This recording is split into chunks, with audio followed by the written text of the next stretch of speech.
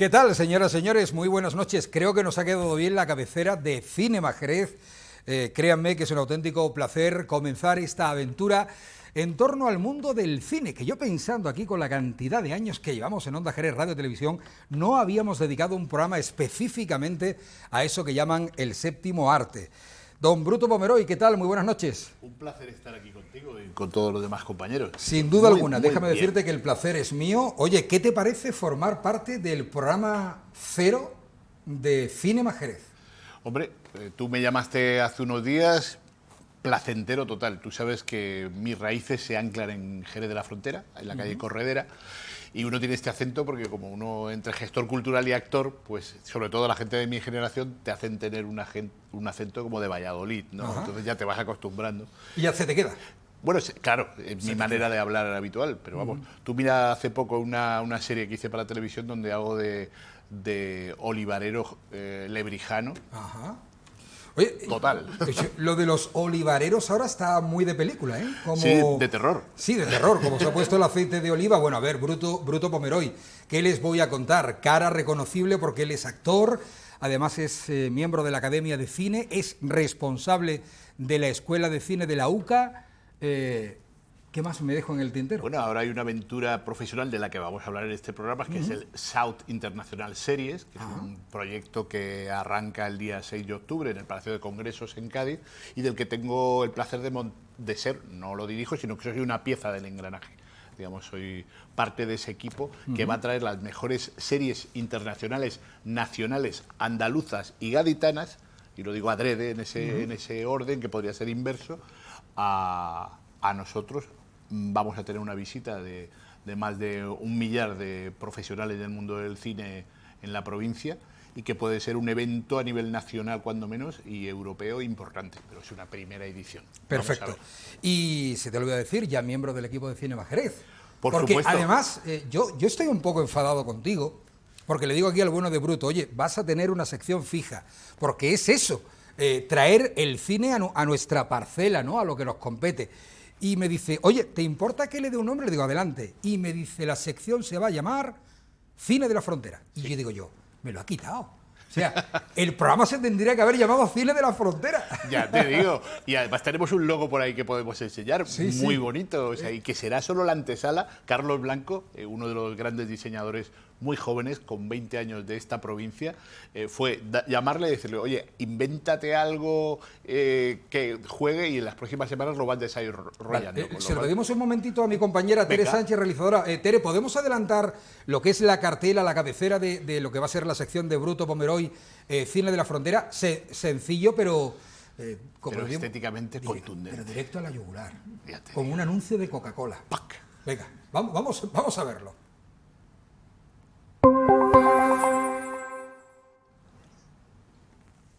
Ya está. 4 Claro, segundos. por eso es que, ya te digo, le di estrictamente 1 hora para hacerlo, porque él estaba, ya te digo, es un joven que acaba de entrar en la Escuela de Arte de Cádiz, empieza a llevar la segunda semana de clases y le digo, Carlos Blanco, por favor, métete en esto y hazme algo y dentro de unos días, en el fin de semana, lo desarrollas para que dé más juego. Tiene un ojo prodigioso, ¿no? Lo veremos después, en Cine de la Frontera y toda la actualidad con nuestro buen amigo Bruto Pomeroy. ¿Te gusta el nombre? Me ha encantado y de hecho, ya te digo, me tienes un poco mosqueado. Bueno, es que me dedico a inventar nombres y eso ya hablaremos un día. Vale, tenemos tiempo. El propio Bruto Pomeroy. Sin duda alguna, claro, porque aquí dirán, Bruto Pomeroy, qué nombre más... A ver, yo soy rústico, ¿vale? Yo soy de campo, más de campo que una amapola, que una candela. Sí. Pero nunca me pondría Bruto, aunque lo parezco. Mírame de frente, quiero primer plano. A ver, un primer plano. Entonces, estas cejas súper pobladas, esta barba sin afeitar de unas cuantas horas nada más. Tengo pinta de españolito medio. Total. Alfredo Landa, con el que tuve el placer de trabajar, tenía ese aire de hombre bajito, que soy bajito, 1,65, estirándome mucho. Entre tú y Luis Tosar, no sé yo, de cejas, ¿quién va mejor? Bueno, es que él, alguna vez, él hará de mi hijo, y si seguimos así, yo haré de su abuelo. O sea, que un poco... Oye, y gracias por venir, gracias por incorporarte a la que ojalá sea una próspera aventura y duradera aventura de Cinema Jerez. La persona que tú has traído, porque es gracias a ti por lo que tenemos, no sé cómo definirlo, posiblemente leyenda viva de la animación española, Él es el primer dibujante, no español, sino europeo, que entra a formar parte de la gran factoría Disney. De su puño sale, por ejemplo, el genio de Aladín, de la película de Walt Disney. Ni más ni menos. Raúl García, ¿qué tal? Muy buenas noches. Hola, buenas noches. Te prometo que he estado a punto de levantarme y hacerte una reverencia, porque no todos los días se tiene aquí en un plató, en Onda Jerez Radio Televisión, a una leyenda como tú, Raúl. No todos los días tiene uno el placer de estar en el piloto, en el número 0, en el programa inicial, ¿no? Eso es importante que lo pongas en tu currículum. Sí. Primer dibujante español en Disney y, ojo, también miembro del primer programa 0 de Cinema Jerez. Oye, bienvenido. Muchas gracias. Recién aterrizado de Los Ángeles, ¿puede ser? Sí. Recién aterrizado, pero muy bien recién aterrizado, ¿no? Muy bien. Oye, Raúl, tú eres de esas personas que marca como un hito, que marca como una referencia en el mundo del dibujo, de la animación. Eres director artístico, pero a estas alturas del camino, ¿cómo sería la manera correcta de definirte? Pues hasta yo creo que director de cine de animación, director de animación, cine dibujado. Oye, pero eres muy joven. Raúl, ¿qué edad tienes? La pelusa, ¿no? La pelusa. Yo la de este. ¿La tuya? La mía, tenemos la misma. Nos llevamos 10 días de diferencia nada más. 10 días. Nuestros mamás podrían haber parido al tiempo. No te enfades conmigo, Bruto, parece mucho más joven él. Ya te digo, y más guapo, y más grande. Bueno, lo de guapo ya lo dejo ahí. Más rubio. Y eso sin pelo. Y eso sin pelo, que encima ganas. Bueno, de verdad, muchísimas gracias por venir. Hablaremos de por qué has venido a Jerez de la Frontera, de la mano también de Bruto, una cita realmente interesante, una masterclass, ¿no? Donde más presentas tu libro. Sí. Oye, Momento Umbral, he venido a hablar de mi libro, enséñalo por favor a cámara. Momento Umbral, Momento Umbral. recién salido de la caja esta mañana. Ajá. Y es un libro que hemos preparado durante la pandemia porque uno no tenía nada más que hacer que dibujar y de alguna forma escribir. Y bueno, pues es un libro un poco, se llama Manual del artista de storyboard, y pues hablaremos del libro en este Sin programa, duda ¿no? alguna. Que además estará en las librerías aquí en Jerez y será también fácil localizarlo. ¿Eres creyente? ¿Eres religioso? Yo soy de todo. Vale. Te lo digo porque por tu culpa, que va a decir aquello, por mi culpa, por mi gran culpa, por tu culpa he cambiado completamente la escaleta de Cinema Jerez. O sea, ahora yo tendría que estar hablando de otras cosas, pero claro, tú lo eclipsas todo junto con Bruto. Gracias. Como digo, es que es normal, y si no le pregunto a José María Soto. José María, buenas noches. Buenas noches, Hortán. ¿Qué tal? Aquí estoy contigo y con ellos. Que fantástico. Estás a gusto, lo más estoy importante. Estoy que se me cae la baba, por eso llevo un rato. A mí me gusta mirar y oír, ¿no? Más que hablar, entonces, imagínate. Y me llama mucho la atención el tema del storyboard, ¿no? Es decir, a quién tengo delante. Porque es prácticamente la base del cine. Entonces, a partir de ahí aparece todo, ¿no? Es decir, hoy en uno de los trailers, además, vi una cosa que me encantaba, que era un prasinoscopio, ¿no? Que es una cosa tan maravillosa. Me he acordado de él cuando he empezado a hablar del storyboard, digo, es que casi todo empieza ahí, ¿no? Ajá. Así que bonito. Y aquí estoy a gustísimo. Bueno, a ver, José María Soto es compañero de... Yo le he llamado porque es compañero mío. Llevamos muchos años trabajando. Él ha sido realizador de grandes eventos en esta casa. ¿Recuerdas? Los Juegos Ecuestres Mundiales, retransmisiones a nivel nacional que hemos hecho, por ejemplo, para Televisión Española de la Semana Santa de Jerez, ¿no? Sí. Y por última, él está dedicado al mundo del diseño gráfico. Y es el autor, por ejemplo, del cartel oficial de la Feria del Caballo 2023. Un hombre, fíjate que además tienes cosas en común con el bueno de Raúl. No tanto, creo que tengo más en común contigo, ¿no? Porque llevaba mucho tiempo en televisión, pero bueno, tú sabes que a mí ese punto creativo sí lo tengo. Sin duda alguna. Decir, ¿no?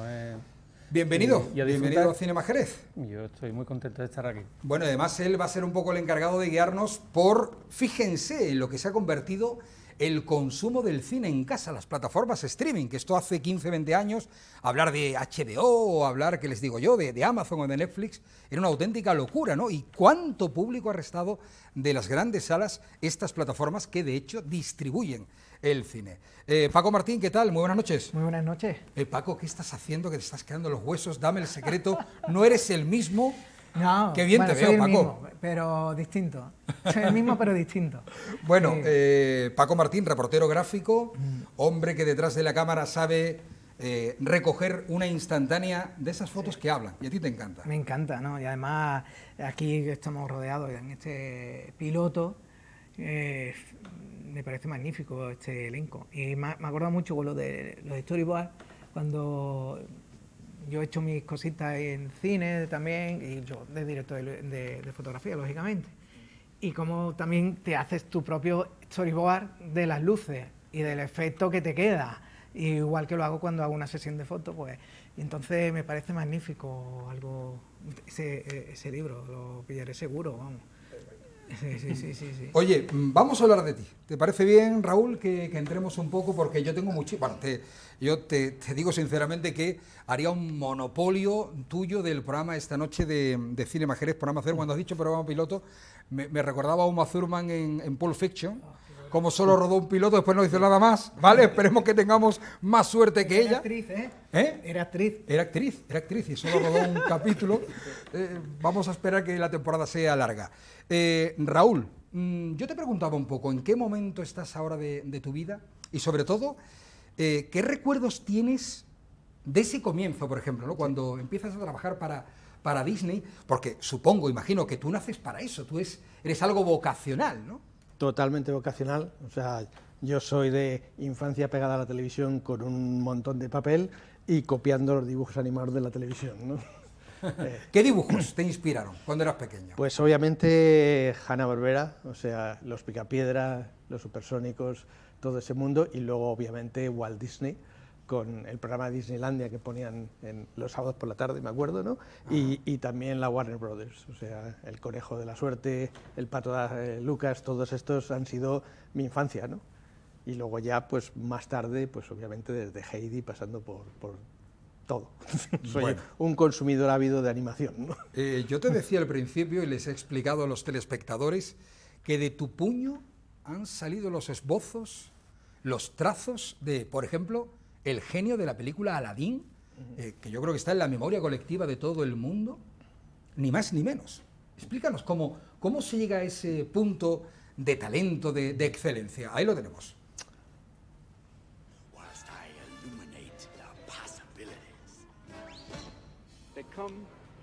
Que además Robin Williams fue el actor que se encargó de doblar al personaje originalmente. Robin Williams, con el que además creo que tuviste buena relación, ¿no? Sí, bueno, vamos a ver, al llegar al Disney fue un proceso largo, ¿no? O sea, yo antes de estar en Disney, yo empecé a trabajar en animación aquí en España, precisamente haciendo los Picapiedra para Hanna-Barbera, en un estudio que había en Madrid que hacían como ese tipo de trabajo para el extranjero, ¿no?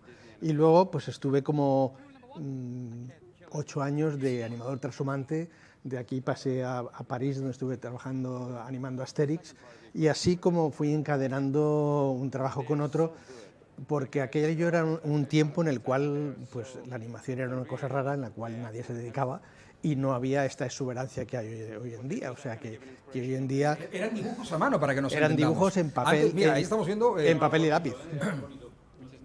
Sí, de hecho, perdonadme, esto no es una entrevista.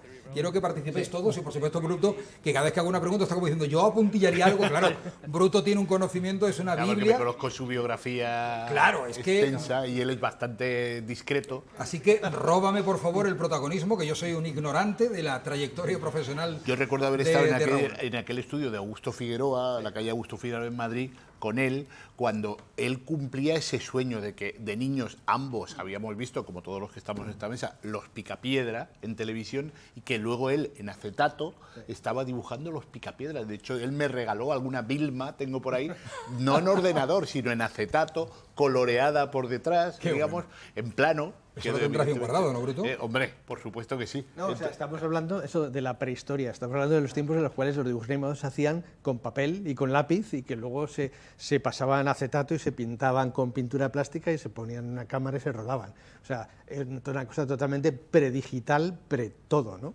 De hecho, yo no sé si era la entrada de Blancanieves, ¿no? Que tenía 3 o 4 planos. Sí, es la decir, cosa de multiplano, ¿no? efectivamente, que es muy interesante verlo, cómo se rodó, porque se iban acercando los objetos para crearle esa profundidad de campo y que fuesen desenfocando poco a poco, ¿no? Claro. Y esa es la magia del 2D en aquel entonces. Claro, entonces, claro, en ese momento realmente la gente que se dedicaba a hacer animación éramos muy pocos.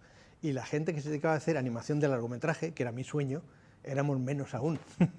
Entonces, bueno, pues surgió la oportunidad de ir a París a trabajar en una película de Asterix y la sorpresa del César, y allí ya como me junté con la gran familia de animadores mundiales, porque de nuevo en todo el mundo teníamos que ser como 100 que hacíamos dibujos animados, ¿no? En un tiempo en el cual además Disney cerró las puertas, porque fue cuando Disney sacó El Caldero Negro, que fue como la gota que colmó el vaso de Disney desmantelar el departamento de animación entonces, antes de la siguiente época de oro a la cual tuve el lujo de participar. Es que estamos viendo imágenes de Robin Williams, perdona mi curiosidad, ¿cómo era Robin Williams en distancias cortas?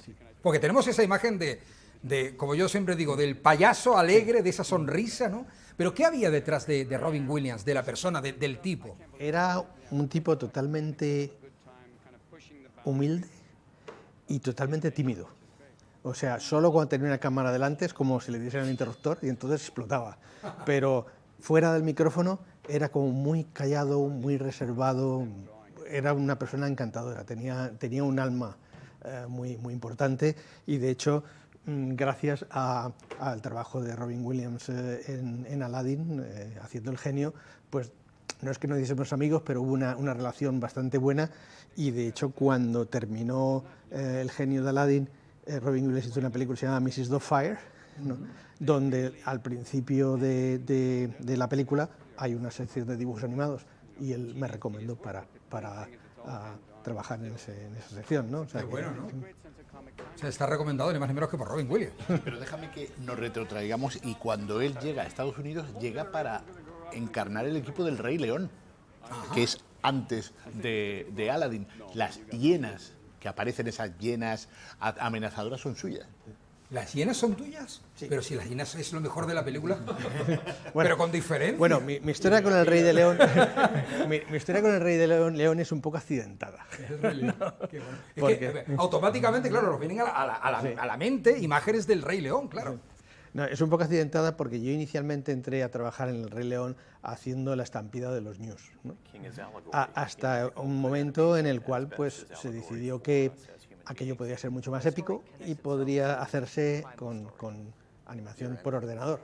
O sea, haciendo una animación de un New se podía hacer una enorme manada de News, ¿no? Y entonces todo el trabajo que hice se tiró a la basura. ¿Sí? Sí. Pero debió ser muy frustrante en ese momento, ¿no? Sí, un poco. Un poco. A mí Lo me dices co- suavemente. por eso a mí me costó entender que El Rey León era una obra maestra como 10 años más tarde de haberla hecho, ¿no? O sea, que tú terminaste enfadado después porque del trabajo, realmente ¿no? podía ver la película sin echarme a llorar, y no por el drama de la película, sino por la cantidad de trabajo que había hecho, que se había desperdiciado, ¿no? ¿no? ¿Eso forma parte del juego también, Raúl? Sí, es normal. O sea, hacer una película es una cosa orgánica, en la cual pues a veces ocurren eso, como dicen en inglés, happy accidents, accidentes felices, como puede ser el caso del genio de Aladino. O sea, no es que yo crease el genio, Disney tiene un equipo, y yo era parte del equipo que empezó el genio, bajo la supervisión de Eric Goldberg, uno de los animadores mejores del mundo, y bueno, pues tuve la suerte de trabajar en ese personaje que cobró vida propia, precisamente por Robin Williams, porque en el guión de la película el genio era un personaje normal y corriente, pero cuando Robin entró a grabar la voz y empezó a improvisar y empezó a imitar a Jack Nicholson, a toda esta gente, ¿no? Pues de pronto para nosotros fue: esto es animación, podemos hacer de todo. Entonces vamos, si imita a John Wayne, vamos a hacer la caricatura de John Wayne. Si imita a Jack Nicholson, vamos a hacer la caricatura de Nicholson, y que se convierta. Y aquello de pronto echó la película como en una dirección totalmente insospechada, que ni siquiera los directores sabían dónde íbamos, ¿no? Claro, porque entonces es Robin Williams el que da ese golpe de timón inesperado, ¿no? A la Sí. trayectoria o lo que debía ser la filosofía de la película, ¿no? Claro. Entonces, claro, de pronto, pues como se convierte... O sea, ten en cuenta, ese personaje no aparece en la película hasta después de media hora. Y en cambio, cuando acaba Aladdin, ¿qué es lo que todo el mundo recuerda? El genio. Entonces son accidentes que ocurren que de pronto hace que una película se convierta en algo mucho más. Accidente, qué bonita palabra, ¿eh? En el mundo del cine. Sí. Si no te importa, Juan.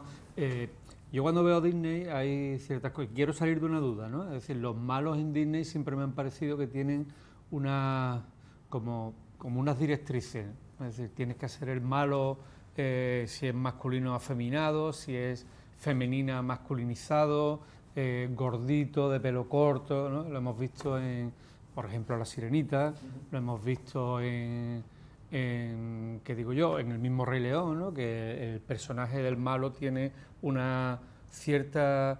está muy afeminado, ¿no? Es decir, hay unas ciertas pautas para eso, hay que... No, o no lo que las pasa hay, es que los o es malos casualidad. Es casualidad, lo que pasa es que los malos es lo más divertido de hacer. Claro. Porque claro, si te toca en una película de estas hacer el príncipe guapote, y es que debe ser una tortura trabajar en el príncipe guapote, ¿no? Oye, y una duda que tengo yo, en tu caso, porque tú eres dibujante, pero también eres creador. Sí. En este caso, ¿tú eres el creador, por ejemplo, del genio de Aladdin? No, el genio de Aladdin... Es decir, tú, vamos a ver. entiéndeme, tú haces un encargo. Sí. A ti te dicen, el director, el creativo, te dice, este es el personaje, pero tú lo tienes que dibujar. Vamos a ver. En general, este tipo de estudios como Disney trabajan de forma diferente que todos los demás estudios. En Disney, los animadores trabajamos en personajes específicos.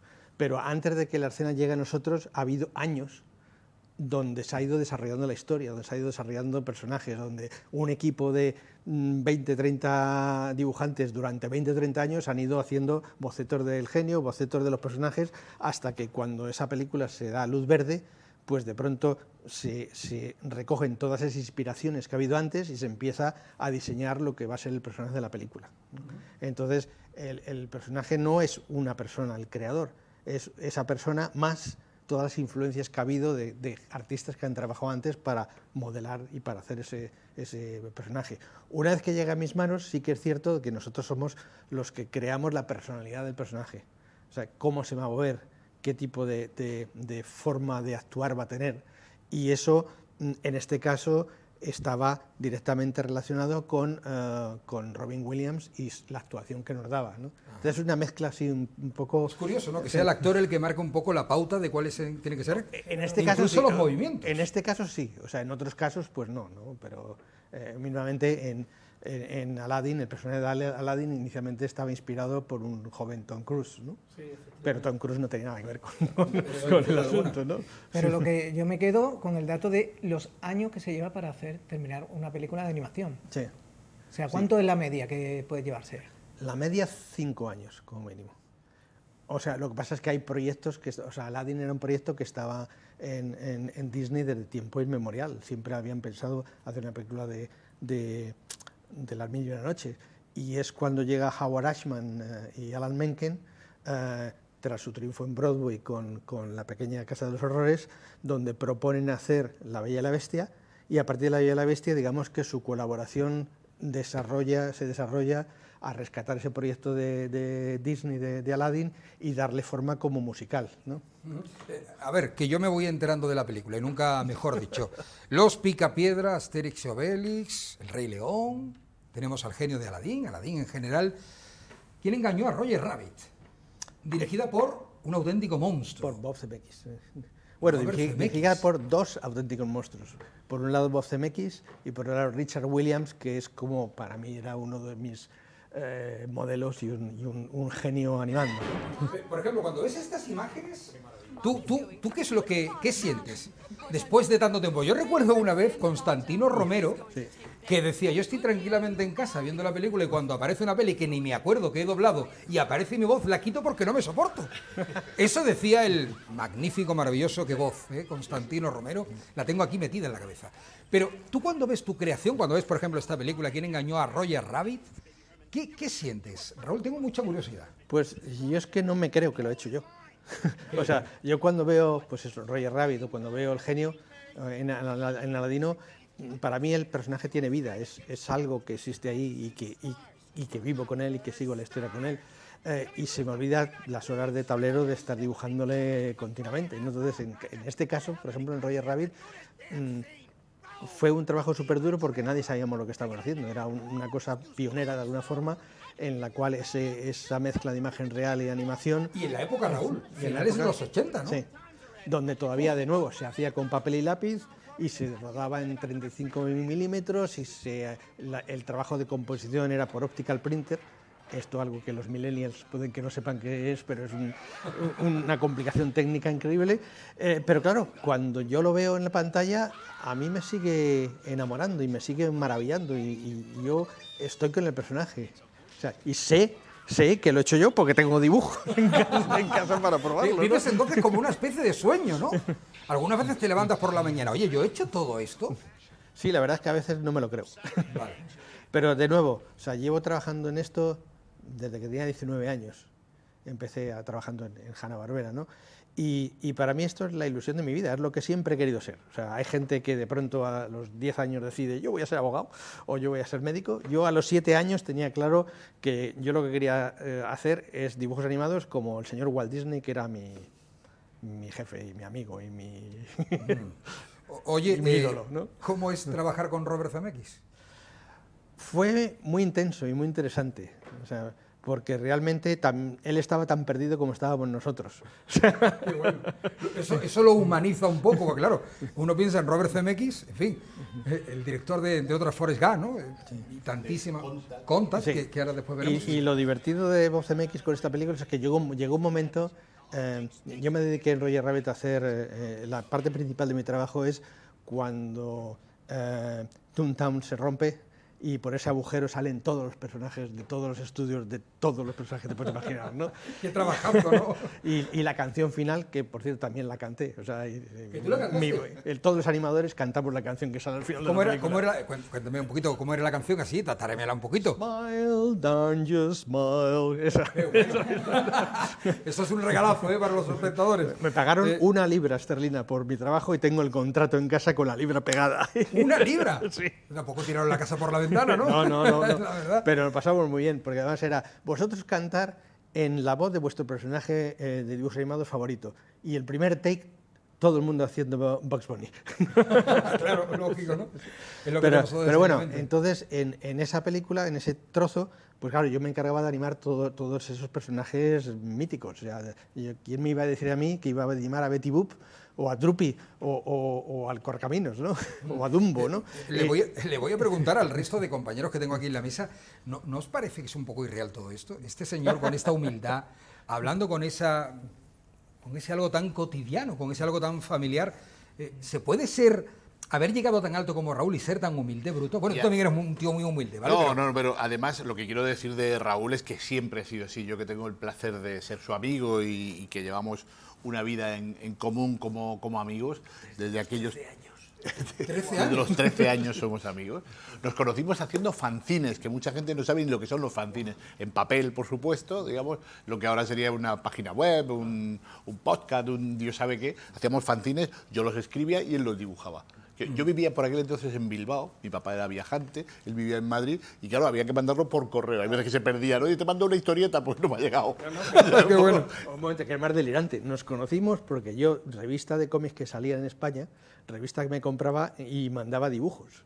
Y entonces... Los correos del lector. Exactamente, los correos del lector, pues ahí mandaba mis dibujitos y aquí este hombre leyó una de mis cartas con los dibujos en la revista Vampirella, creo que fue, y me escribió y así es como nos conocimos. Qué barbaridad. Se ponían las direcciones postales, entonces, claro, eran nuestros emails, por aquel entonces llamar era muy caro. Estamos Entonces, hablando de... A ver, cuidado, que esto hay que explicarlo. Cartas normales y corrientes de charlas al buzón. de frikis, de escritas a mano, éramos 2 niños, entonces, oye, yo hago un fanzine, por aquel entonces se llamaba Art Comic, porque claro, todo en inglés, entonces, luego todo en castellano, donde entrevistaba a gente tan notable como Daniel Torres, o gente así, que éramos igual, de la misma generación que éramos niños. Sí, porque quita que el mío se llamaba Comic Art. Éramos- entonces, mándame historieta, y me llamaba la portada del primer número que sacamos, era suya, muy chula, y todo eso cuando yo iba a Madrid de vacaciones o no sé qué, vivíamos en puntos muy distantes, pero oye, me coge el metro y me voy a tu casa. Y él me enseñaba, él es hijo único, me enseñaba, mira, los tebeos que me ha comprado mi padre, tal cual, desde entonces a hoy. Lo llevas definitivamente en pena. Lo bonito que... a ver, estamos hablando de animación, pero vamos, yo me he quedado así un poco con las ganas de escuchar algo de los storyboards, porque siempre pienso en el storyboard de un western, ¿no? Es decir, qué cosa tan bonita, ¿no? Es como un cómic de un western y lo pienso y digo, claro, es marcar un poco, no digo que sea marcar un poco al director de fotografía, pero sí trabajar los horizontes, las perspectivas, ¿no? Qué trabajo tan bonito ese. Claro. No, es que hoy en día... Escúchame, te prometo que si no llega a ser por José María Soto, ahora mismo te iba a preguntar por el libro y por qué te traemos aquí a nuestra tierra, ¿eh? En este caso, Bruto Pomero. No, hoy en día el storyboard es muy importante en cualquier tipo de cosa audiovisual. Principalmente, pues porque últimamente estamos viviendo una época digital donde todo es artificial y todo hay que prediseñarlo. O sea, no es lo mismo en los tiempos heroicos del cine, donde tú llegabas aquí, ponías una cámara y a rodar. No, ahora puede ser que tú llegues aquí, pones una cámara y detrás de nosotros hay una pantalla verde y nosotros simplemente actuamos por medio, con lo cual hay que amueblar ese espacio y entonces el storyboard te permite planificar lo que vas a contar. Y ya no solo desde el punto de vista del director o del director de fotografía, de saber los encuadres, de la composición del plano, sino también desde el punto de vista económico. No es lo mismo planificar una escena de una batalla donde tienes que tener 25.000 tíos por aquí y 25.000 por aquí pegándose, que planificar una batalla en la cual tienes 300 tíos por aquí y en el primer plano un escudo con un señor cura lanza y en el otro plano un caballo que entra, que de pronto pues te ahorra obviamente el contratar a esos 25.000 tíos o tener el equipo de animación por ordenador, por computadora, que te cree esas masas, ¿no? Entonces es vital el planear. Claro, es que además yo muchas veces he pensado el miedo que hemos tenido algunos, pues yo no he rodado nunca, estuve trabajando de ayudante de dirección una vez, pero no he rodado nunca. El miedo que tenemos a dos cosas fundamentalmente, ¿no? A la composición de la secuencia, o sea, de la escena en sí, y a la continuidad de los actores, ¿no? Sí. Es decir, que en una misma secuencia no haya diferentes tonos, ¿no? Claro.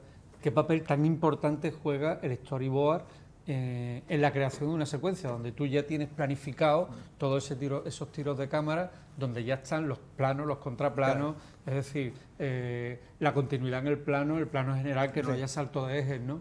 Claro. Ese trabajo previo, que es magnífico, claro, que es muy intenso, pero que fundamentalmente cuando lo llega dice, esto es, aquí vamos, aquí van, desde este tiro de cámara va secuencia 1, plano 4 y plano 7, desde aquí secuencia 2, plano, o sea, secuencia 1, plano 3, los impares, vamos. O sea, acordémonos del maestro Alfred Hitchcock. O sea, decir, la famosa escena de la ducha en Psicosis, claro, fue hecha en storyboard primero por Saul Bass, que era un genio del diseño, de la animación. Y una de las razones por las cuales se hizo el storyboard tan preciso es porque estaban lidiando en los años 50 con una escena en la cual salía una señorita desnuda dentro de una ducha y no podía enseñarse nada que no se debiera enseñar. Y entonces cada plano está dibujado para especificar exactamente cuánta cantidad de piel se podía enseñar. Para mí esto igual es como el santo grial del cine, ¿no? Y para crear esa atmósfera de tensión y esa atmósfera tan brutal. O sea, que cuando ves la película ves esa escena y es como... Claro, sin duda alguna. Bueno, vamos a hacer una cosa. El libro, espérate. No, claro, es que no digas nada más, Raúl. Es cuestión de marketing. La gente que vaya a comprar tu libro. Ahí está. Aquí está. Manual de artista de storyboard. Que además, ¿tú decías algo? Sí, yo lo estaba comentando, que eso mismo que estaba aquí Soto también, que lo comentaba, a mí me pasa. Yo hace poco, cuando hice la foto, metí los caballos en San Miguel, en la iglesia de San Miguel. ¿La que liaste a propósito? La que lié. Escúchame, te está buscando el clero. Sí, porque la Santa Inquisición ya no ejerce. Si no, estarías ardiendo en la Plaza de la Arenal. Totalmente. Tú lo sabes, ¿no? Hombre. Bueno, ahí lo dejo. Pero meter unos caballos dentro de una iglesia del siglo XVI para hacer una foto, entonces yo tenía que tener clarísimo la foto donde iban, las luces que tenía que poner, con un equipo que éramos unas 20 personas, y llegaba, decía, aquí, luz aquí, y todo eso era a base de días, viendo y dibujando y marcando los sitios y haciéndome la idea mental de cómo iban a quedar las luces. Por eso digo que para un storyboard es fundamental, como estamos diciendo, es que para un director de fotografía, ya después... O sea, que eso es un manual para directores, en realidad lo que hoy está trayendo Raúl, ¿no? Sí, además que es un libro estrella porque además es el primer libro que sale en España sobre esta temática tan concreta y tan esencial.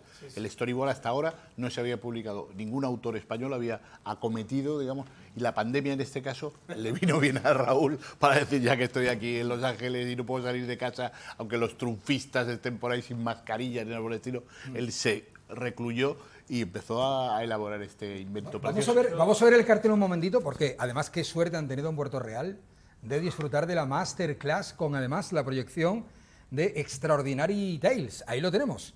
Sí. Qué bueno. Eso, permíteme, es su último largometraje estrenado, es un largometraje donde los relatos de Edgar Allan Poe, El corazón delator, El hundimiento de la casa User, etcétera, etcétera, son esos relatos que todos conocemos, que hemos leído de niños o que hemos visto otras adaptaciones de imagen real, se convierten en cine de animación.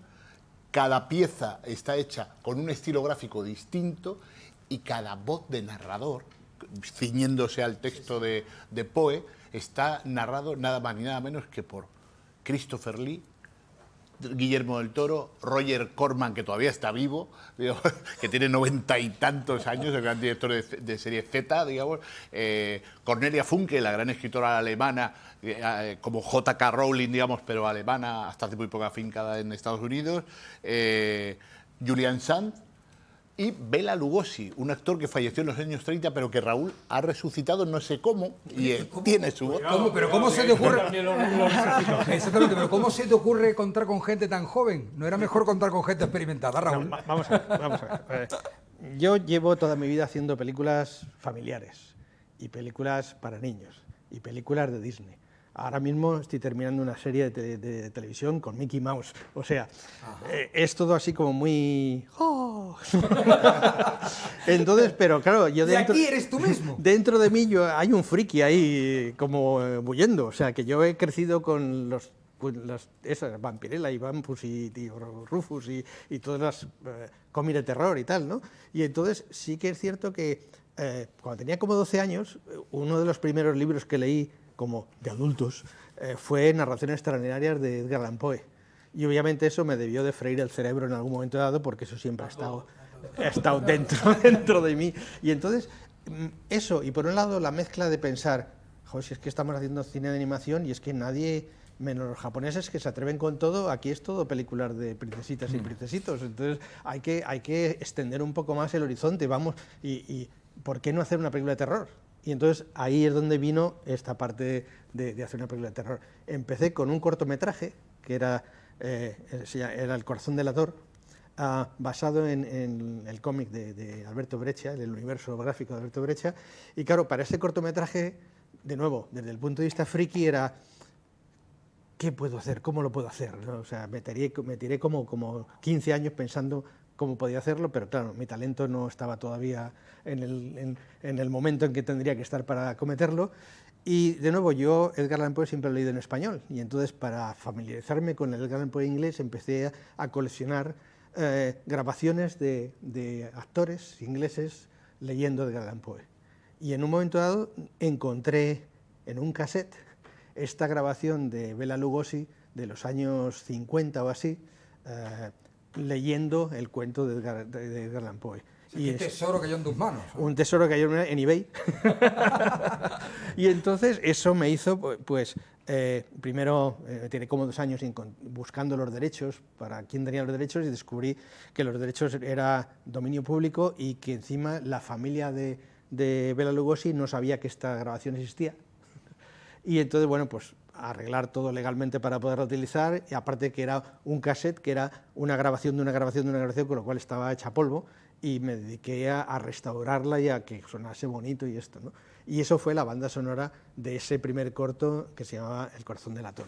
¡Qué bueno! Corto que se puso en festivales, tuvo bastante éxito por todos lados, estuvo preseleccionado los Oscar y todo este tipo de cosas tan bonitas, ¿no?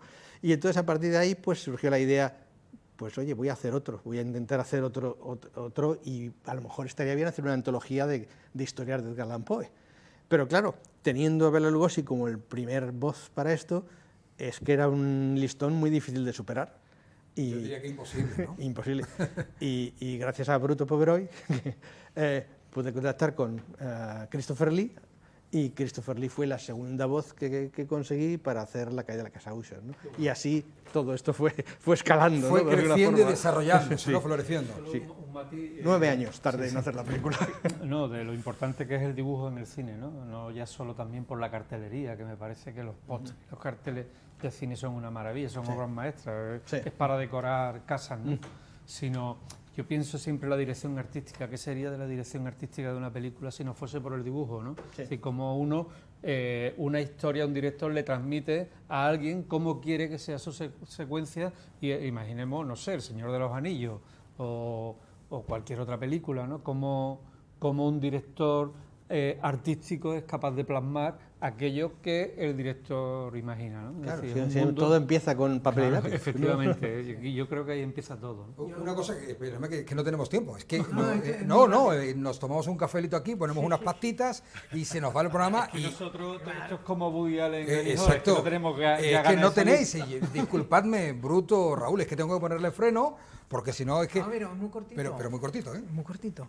No, es que, como estaba diciendo en Aladdin, que trabaja con Alan Menken, cómo tiene que ser trabajar para hacer coincidir el dibujo, música, todo, siendo como es este personaje.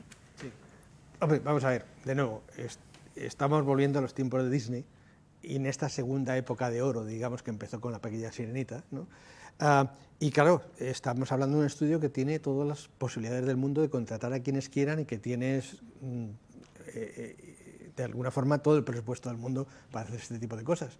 Entonces, bueno, pues lo de Alan Menken y Howard Ashman, que luego fue sustituido por Tim Rice porque Ashman murió al final de Beauty and the Beast con la mitad de las canciones compuestas de Aladino, pues fue mágico, porque es difícil encontrar ese tipo de genios, aparte del genio de Aladín, ese tipo de genios musicales que de pronto reaviven todo un estudio. De nuevo, el género musical en cine estaba totalmente muerto, y de pronto lo que consigue Disney es reavivar ese género musical y convertir la fórmula de musical de Hollywood, de Broadway, en una película familiar, una película de cine, ¿no? Y eso es una fórmula que les funcionó muy bien, creo que hasta Hércules o por ahí, ¿no? Sí. Pero vamos, ellos te daban las partituras y tú te ponías a dibujar, o ya os daban cuál era la metodología del trabajo, que es lo que me llama mucho la atención también. De nuevo, la película es un proceso muy orgánico, entonces todo pasaba al mismo tiempo.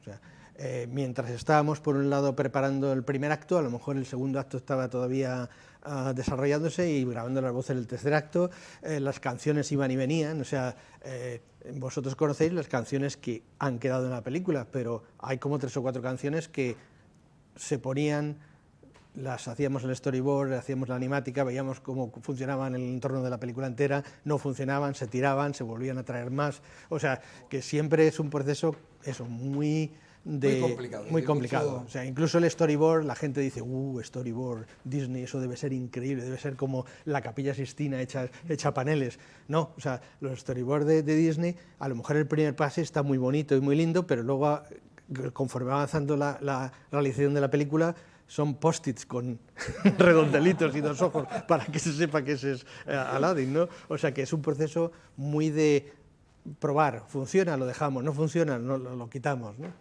Oye, sí, le decía Fruto. No, permíteme decir también, por presumir que él se lo oculta, que en Hércules él hace ese fauno de patitas de cerdo, que no recuerdo cómo se llama tu personaje. Filactiris. O sea, que en Mico, en Pocahontas, también es suyo.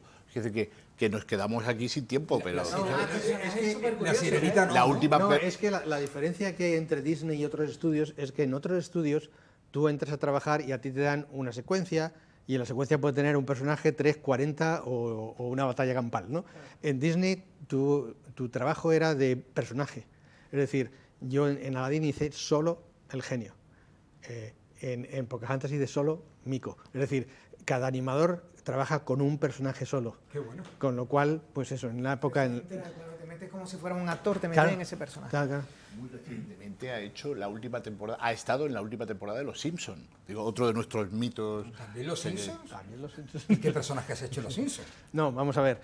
Yo con los Simpsons siempre he tenido esa espinita clavada de que me hubiese gustado trabajar en los Simpsons. y entonces, pues hace un par de años, ya sabes que en los Simpsons, en la época de Halloween, ahora dentro de nada, hacen un episodio que se llama Treehouse of Horror, un episodio especial de terror, donde parodian otras películas. Entonces, en este episodio, precisamente, querían hacer una parodia de Bambi. Y entonces buscaban un animador con un perfil disneyano y entonces me llamaron me invitaron a colaborar en ese episodio. Lo que pasa es que, como son estas cosas, uno le contratan para un episodio solo o para un mes de trabajo y al final, 6 meses más tarde, sigues trabajando en los Simpsons haciendo diferentes episodios porque les gusta, ¿He entendido ¿no? bien Bambi? Bambi. Sí. A ver, Bambi, espérate un momento. ¿Qué has hecho con Bambi? Bambi era Bart. Vale, ahí lo dejamos correr. Oye, a propósito, ¿te gusta el cine? Fíjate qué pregunta más tonta. ¿Consumes el cine? ¿Vas al cine habitualmente? Totalmente. Si yo ¿Sí? vengo a ver como 300 películas al año. Ah, genial. Entonces, nos viene bien. Bruto, ¿te parece que, a ver, te importa seguir con nosotros? Porque vamos a ir a publicidad y enseguida analizamos los estrenos y las películas que están en cartelera. Yo quiero conocer también tu opinión, aparte de la de Bruto, José María y Paco. ¿Os parece bien? Muy bien. Vale, dejamos aquí esta primera parte. Sé que aquí mis compañeros gustarían de estar la hora y media de programa, pero vamos a hablar un poquito. ¿Parece bien? ¿Vale? Muy bien. Pues con estos invitados enseguida aquí en Cinema Jerez.